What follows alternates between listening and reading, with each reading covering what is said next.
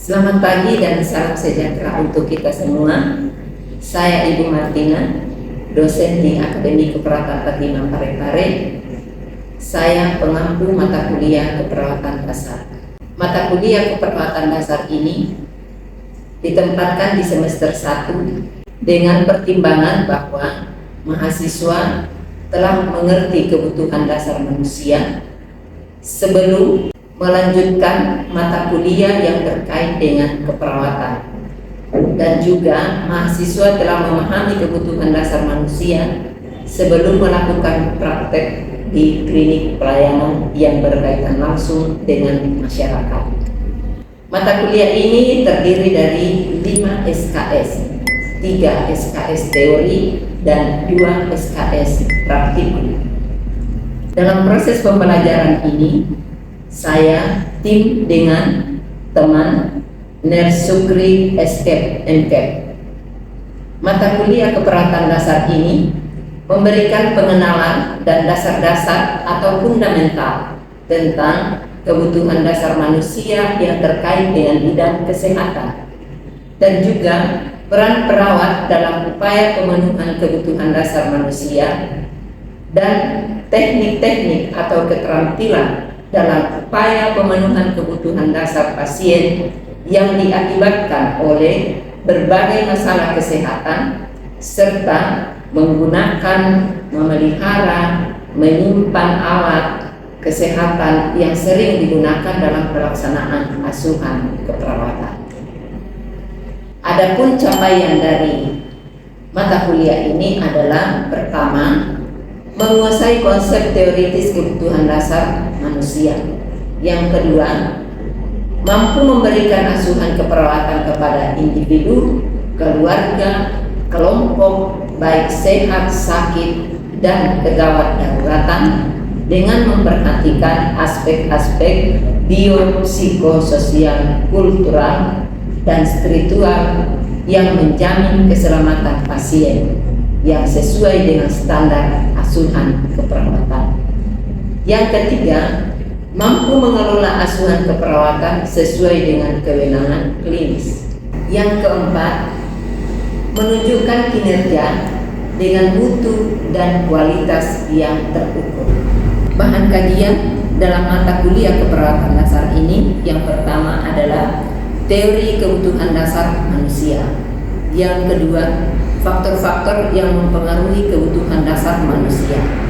Yang ketiga, teori kebutuhan dasar manusia menurut Maslow, yang terdiri dari kebutuhan oksigenisasi, kebutuhan cairan dan elektrolit, kebutuhan nutrisi, kebutuhan eliminasi, kebutuhan aktivitas, kebutuhan istirahat dan tidur, kebutuhan keseimbangan suhu tubuh, kebutuhan seksual, kebutuhan perawatan diri, kebutuhan aman dan nyaman, nyeri, kebutuhan menjelang ajal, kebutuhan memiliki dan dimiliki, kebutuhan harga diri, kebutuhan aktualisasi diri. Dan selanjutnya masuk di dalam prosedur-prosedur keperawatan yang terdiri dari prosedur keperawatan dalam memenuhi kebutuhan oksigenisasi sesuai dengan SPO atau SOP. Selanjutnya, prosedur keperawatan dalam memenuhi kebutuhan cairan dan elektrolit sesuai dengan SOP. Prosedur keperawatan dalam memenuhi kebutuhan nutrisi sesuai dengan SOP. Prosedur keperawatan dalam memenuhi kebutuhan eliminasi sesuai dengan SOP. Prosedur keperawatan dalam memenuhi kebutuhan aktivitas sesuai dengan SOP. Prosedur keperawatan dalam memenuhi kebutuhan perawatan diri sesuai dengan SOP. Prosedur keperawatan dalam memenuhi kebutuhan istirahat dan tidur sesuai dengan SOP. Prosedur keperawatan dalam memenuhi kebutuhan rasa aman dan nyaman sesuai dengan SOP. Prosedur keperawatan dalam memenuhi kebutuhan menjelang ajal dan akhir kehidupan sesuai dengan SOP. Adapun metode penilaian dalam mata kuliah keperawatan dasar ini terdiri dari UTS 10%, ujian akhir semester 20%, keaktifan 10%, tugas 10%, laboratorium 50%. Adapun referensi yang digunakan dalam proses pembelajaran mata kuliah keperawatan dasar ini adalah sebagai berikut. Baik, saya akhiri sosialisasi rencana pembelajaran mata kuliah keperawatan dasar ini.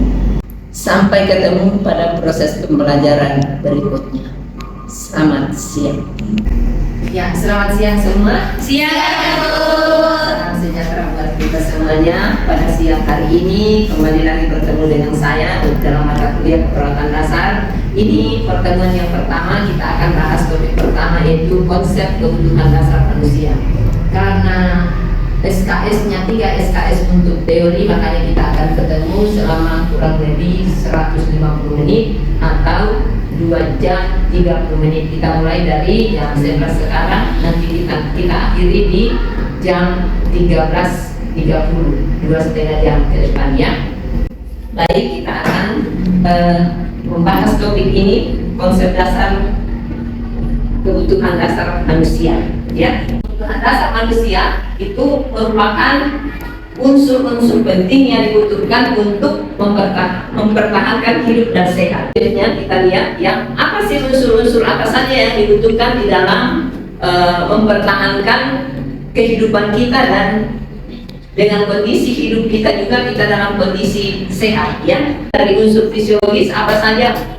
Yaitu oksigen, cairan nutrisi, istirahat tidur, ya, keseimbangan suhu tubuh, eliminasi, kemudian kebutuhan seksualitas, kemudian masuk dalam kebutuhan aman nyaman. Ini semua unsur yang dibutuhkan ya. Kebutuhan cinta, kebutuhan harga diri, dan kebutuhan aktualisasi diri. Nah, ini yang unsur yang dibutuhkan untuk mempertahankan hidup. Ada namanya kebutuhan fisiologis, itu yang akan kita perdalam ya, tentang kebutuhan Maslow nantinya. Nah, kita lihat dulu bagaimana itu konsepnya manusia pada saat kita menghadapi pasien ya, atau klien. Nah, klien itu adalah manusia, atau manusia itu sebagai klien. Nah, yang dirawat itu adalah manusia. Pada saat kita merawat pasien, kita harus memandang pasien itu bahwa manusia sebagai makhluk biopsikososial dan spiritual. Ini merupakan kesatuan dari aspek jasmani dan rohani yang memiliki sifat unik dengan kebutuhan yang berbeda-beda sesuai dengan tingkat perkembangannya. Ya, kita lihat di sini kebutuhan dasar manusia menurut Maslow ya. Kebutuhan fisiologi paling dasar yang tadi kita sudah sebutkan terdiri dari apalagi kenapa ya, cairan, oksigen, nutrisi, keseimbangan suhu tubuh, seksualitas itu merupakan kebutuhan yang paling dasar. Apa alasannya?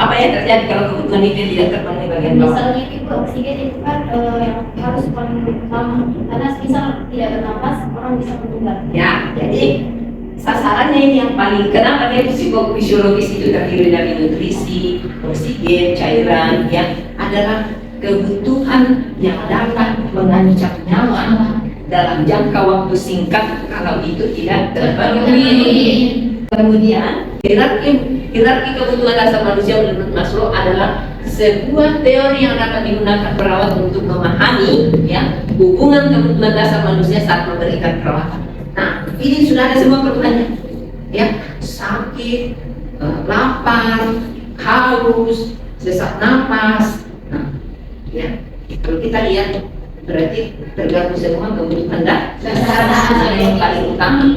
Jadi keluhan sesak napas seperti itu ya. Selanjutnya kita lihat ya, kebutuhan fisiologis kita tadi sudah sebutkan, ada oksigen, ada cairan, ada nutrisi, ada keseimbangan suhu tubuh, temperatur ya, ada eliminasi, istirahat, dan seksual. Nah, saya tanya, kenapa kebutuhan seksual menjadi kebutuhan dasar yang kebutuhan adalah kebutuhan fisiologis yang juga masuk dalam kebutuhan yang paling dasar? Kebutuhan seksual itu kan tentang perkembangan. Kalau misal ada kebutuhan seksual itu manusia itu bakal punah. Ya, ya, bagus sekali jawabannya, bahwa kebutuhan seksual bukan maksudnya bahwa utama dari semuanya, tetapi itu adalah memikirkan tentang kelanjutan generasi dari manusia. Sehingga kebutuhan seksual termasuk di dalam kebutuhan yang utama. Walaupun itu yang perlu diperhatikan, bahwa kebutuhan seksual ini diatur lagi oleh namanya apa? Norma-norma, ya undang-undang, ya kultur, budaya, sosial. Nah itu. Jadi tidak dengan sembarangan dilakukan. Ya. Setelah kebutuhan fisiologi tadi itu ada lagi kebutuhan aman dan nyaman. Aman dan nyaman ini maksudnya apa? Ya, yaitu keselamatan fisik. Bagaimana biar dia terpenuhi, bagus sekali oksigennya, nutrisinya bagus, ya, kemudian buang air besar, buang air kecil lancar, semuanya normal-normal saja. Tetapi pasiennya tidak dalam keadaan aman. Ya, aman secara fisik itu di mana keadaan mengurangi atau mengeluarkan ancaman pada tubuh atau kehidupan. Jadi fisik aman dari ancaman trauma, ya, misalnya penyakit, kecelakaan, bahaya, ya, pajanan terhadap atau dari lingkungan, paparan kimia, itu semua adalah gangguan untuk keselamatan fisik. Dan ada juga aman nyaman untuk psikologis, yaitu ancaman terhadap pengalaman baru atau yang tidak dikenal. Nah, misalnya termasuk pada pasien itu yang pasien baru masuk rumah sakit, yang harus diperhatikan perawat pada saat masuk adalah jangan sampai ada ancaman psikologis yang pasiennya baru mengenali lingkungan rumah sakit itu merupakan ancaman. Nah, seperti itu ya. Jadi ada juga orang yang misalnya dimaki-maki, berkata kasar, akhirnya orang ini mengalami apa? Tidak nyaman secara psikologis. Makanya ada undang-undang, ada namanya norma-norma yang mengatur namanya etika, bagaimana bergaul, bagaimana bersosialisasi yang tidak menimbulkan orang menjadi trauma psikologis. Nah, selanjutnya, ya, kita lihat kebutuhan hierarki selanjutnya. Tadi sudah kebutuhan fisiologis, kebutuhan amannya. Sekarang ada kebutuhan cinta, ada kebutuhan rasa, memiliki dan dimiliki. Ya, oke. Kayaknya ini sudah jenuh saya perhatikan ya. Kayaknya kurang semangat ya. Oke, baik. Saya buat dulu sedikit es krim. Saya tambah liri, ya. Ini ya, es krimnya begini. Pertama ya, ikuti saya ya, ikuti saya. Satu palu, satu palu menjadi dua. Dua palu, dua palu menjadi tiga. Tiga palu, tiga palu menjadi empat. Empat palu, empat palu menjadi lima. Lima palu, lima palu menjadi segar. Akan turun kembali, kita lanjutkan. Ya, oke. Ya, bagaimana? Segar tidak? Segar. Ya, kebutuhan cinta. Nih, cara ada cintanya. Oh, nggak tahu nih kalau cara cinta. Ya, kebutuhan cinta dan rasa memiliki atau rasa dimiliki. Nah, yaitu apa sih unsur-unsur di dalamnya ini ya? Memberikan dan menerima cinta dan kasih sayang.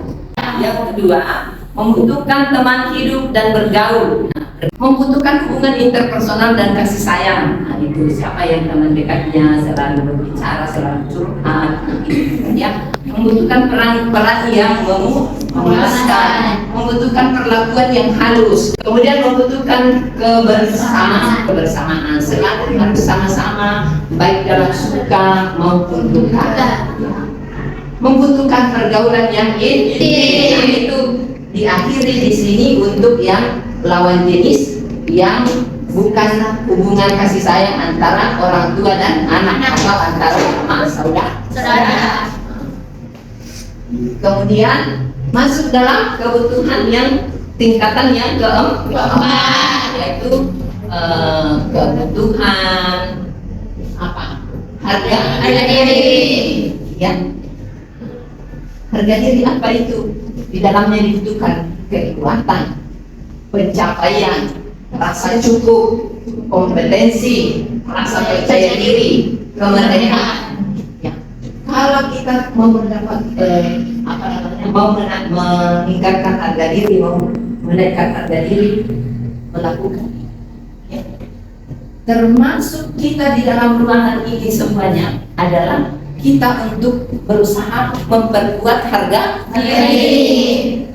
Ya, seperti itu. Berpendidikan yang tinggi, berperilaku yang baik, kemudian karakter yang kuat, integritas diri yang nyata, itu adalah bagian dari harga diri. Kemudian kita lihat kebutuhan yang paling tinggi. Apa perbedaannya? Aktualisasi diri, kebutuhan aktualisasi diri dan fisiologis. Aktualisasi diri tidak terlalu penting karena Fisiologis. Fisiologis itu penting karena kalau tidak terpenuhi orang bisa langsung sakit atau meninggal. Tapi kalau aktualisasi diri itu cuma tambahan. Jadi kalau tidak terpenuhi tidak bakal meninggal dan tidak sakit. Jadi tidak mempengaruhi, tidak berpengaruh langsung terhadap fisik dan keadaan sehat sakit. Kasih tepuk tangan. Yang kebutuhan aktualisasi diri merupakan kebutuhan yang paling tinggi dalam hierarki kebutuhan dasar manusia menurut Maslow. Nah, kebutuhan aktualisasi ini adalah suatu kebutuhan untuk bagaimana seseorang ini bisa prestasi lebih maksimal, mencapai potensi yang paling maksimal. Ya. Nah, sampai di sini, apakah ada pertanyaan? Karena sepertinya kita sudah lagi 5 menit kita sampai pada akhir pertemuan, sudah 2 jam 25 menit. Apakah ada pertanyaan? Oh iya, siapa namanya? Silakan. Mau tanya? Aduh, miring-miring. Baik, terima kasih atas kesempatan yang telah diberikan kepada saya. Pertanyaannya yaitu, mengapa oksigen merupakan kebutuhan yang paling utama pada kebutuhan fisiologis dibandingkan dengan cairan dan nutrisi? Oke, pertanyaannya jelas? Kebutuhan oksigen lebih utama di fisiologis dibanding dengan kebutuhan yang lain atau kebutuhan nutrisi dan cairan. Sebelum saya menjawab, ada yang bisa menjawab?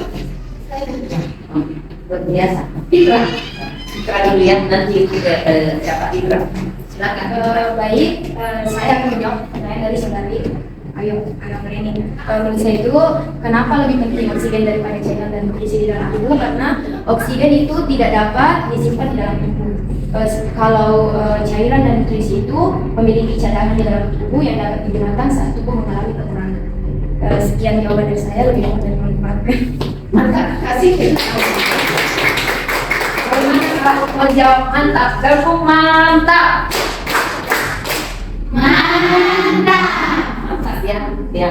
Betul sekali jawabannya bahwa kebutuhan oksigen itu lebih utama, harus dipenuhi setiap saat karena dia tidak tersimpan. Ya, setelah digunakan dikeluarkan lagi, setelah digunakan dikeluarkan lagi. Jadi kapan mengalami kekurangan di dalam tubuh harus segera ditambahkan.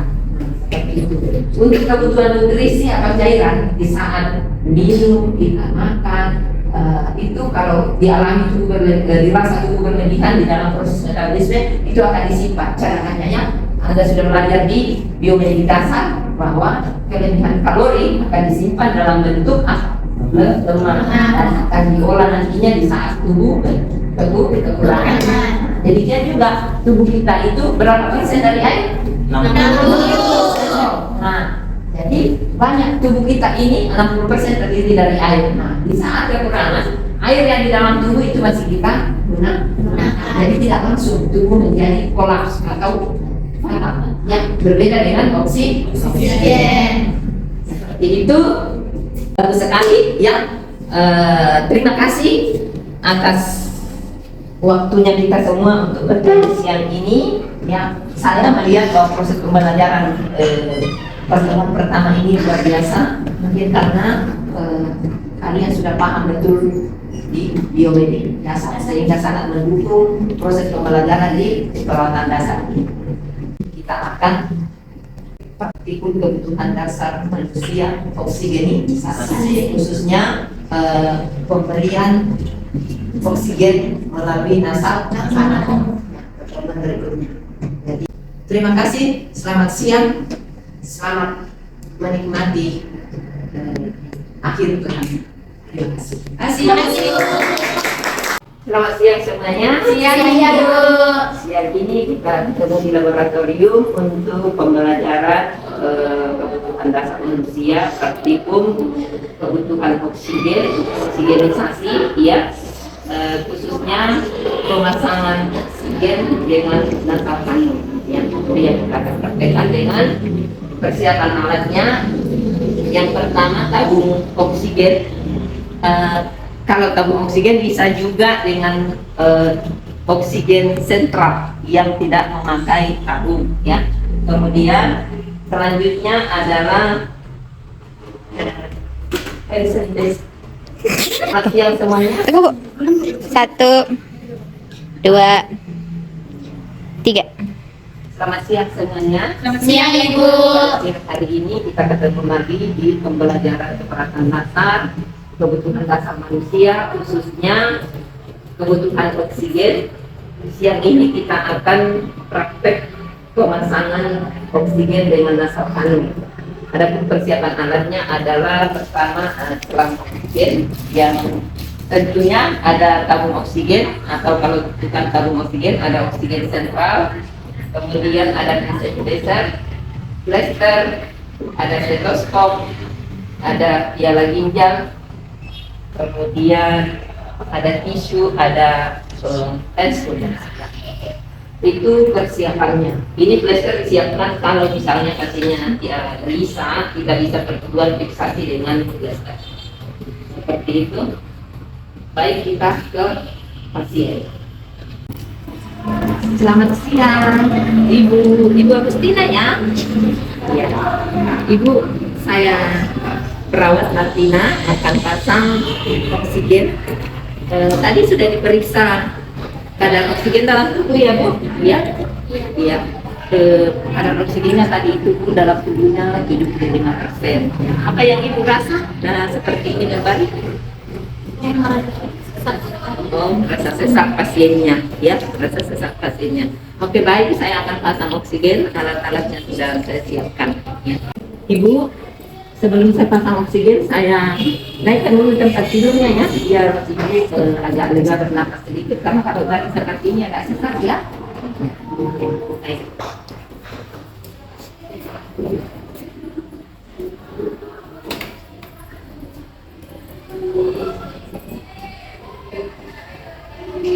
Bagaimana Ibu? Sudah begitu? Ya, sudah. Oke.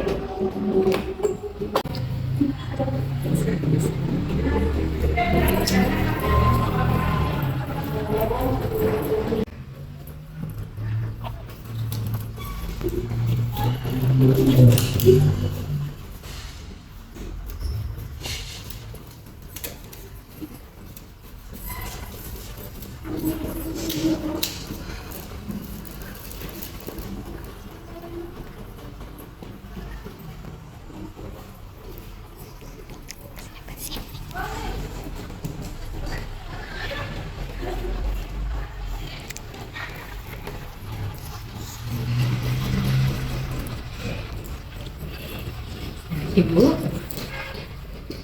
Ini nanti dipasang di hidung ya.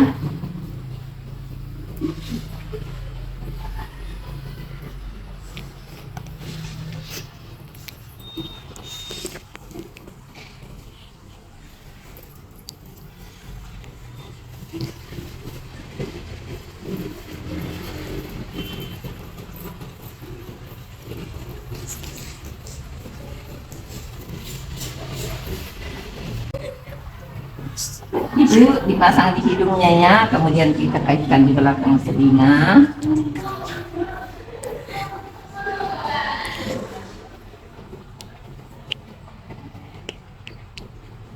Ya ini, ya. Ini boleh ibu kasih erat nanti. Ada yang dirasa masuk ibu? Ada? Oh ya. Ini saya kasih oksigennya 1 liter ya. 1 liter per menit ada di sini. Oke.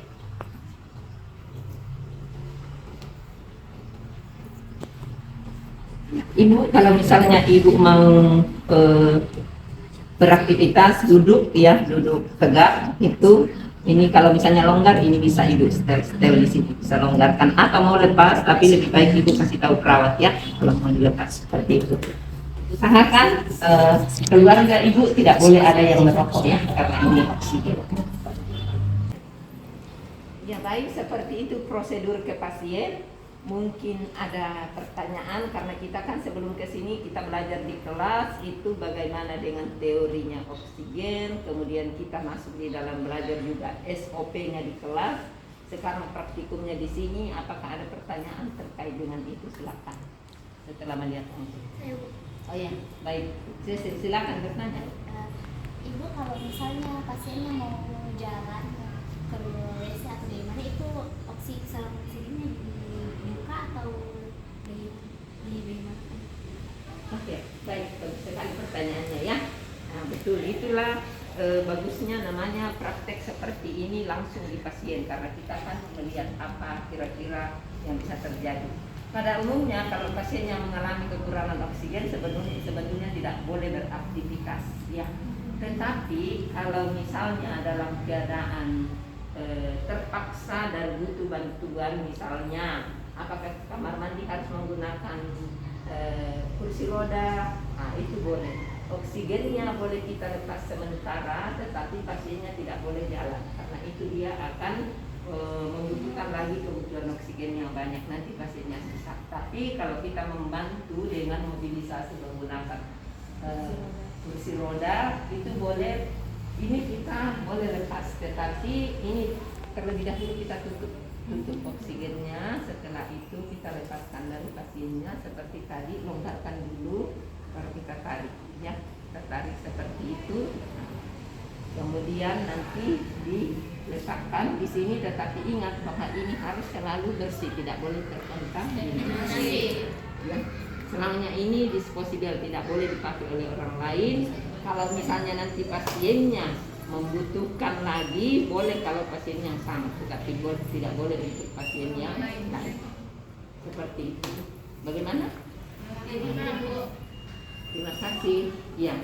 Oke, kalau begitu pertemuan kita untuk praktikum pemasangan oksigenisasi dengan nasal kanul siang ini sudah selesai. Terima kasih semuanya ya atas perhatiannya dan diharapkan bahwa akan melakukan praktek mandiri setiap mahasiswa satu persatu, boleh dengan pasangan dengan temannya, boleh menggunakan menikin. Cuman masalahnya kalau dengan teman harus Anda menggunakan selang oksigen yang berbeda. Boleh dengan menikin, tapi kan hari ini sudah lihat. Begitu, terima kasih, sukses untuk semuanya. Terima kasih Bu.